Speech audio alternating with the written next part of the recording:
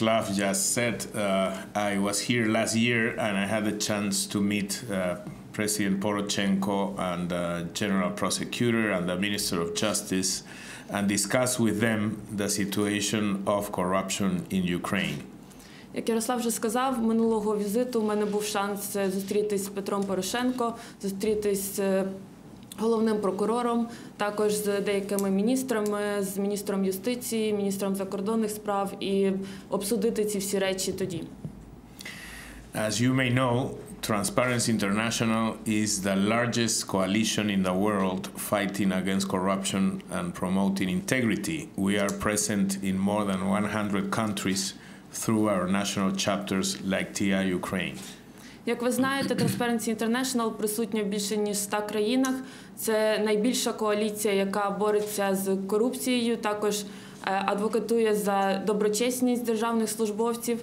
І в Україні також є це представництво Transparency International.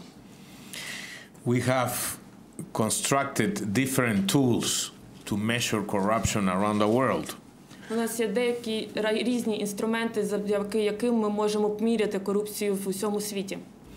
We have the barometer of corruption, the bribe payers index track, that is a report on transparency of multinational companies. But the most well-known is the corruption perception index, the CPI. У нас є такі інструменти, як барометр корупції, як трак, який допомагає виміряти корупцію в корпоративному секторі, але найбільш відомий це CPI, індекс сприйняття корупції.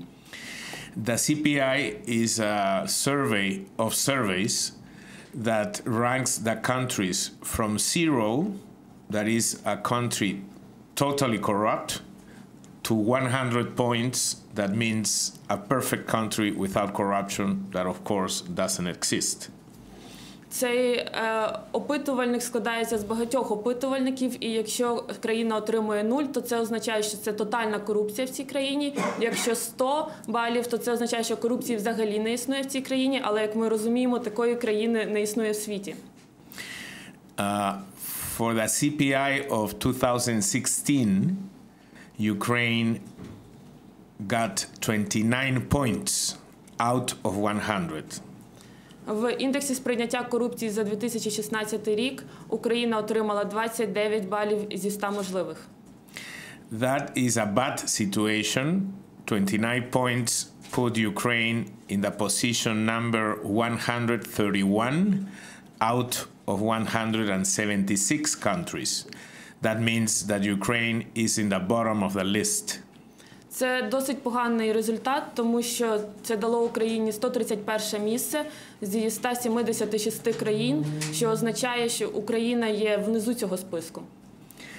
And many of these has to do with the former government of President Янукович.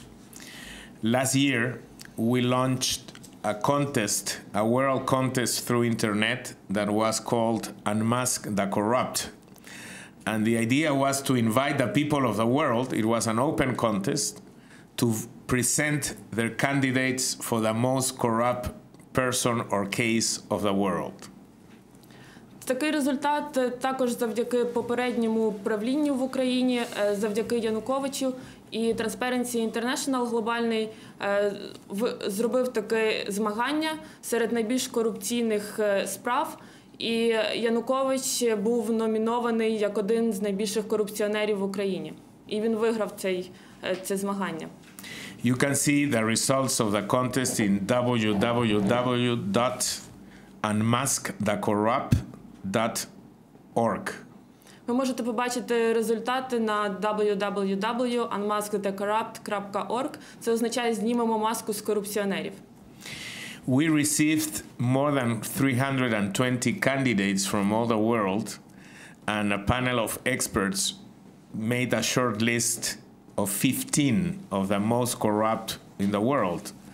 And then we invited the people to vote. We had millions of people getting into the page, and the people voted. And the most corrupt of the world, according to the people, was Янукович. У нас було 320 справ, які нам були подані. Експерти вибрали з цих справ 15 найбільш корумпованих. Мільйони людей голосували, і в результаті найбільш корумпованим випадком було названо випадок з Януковичем.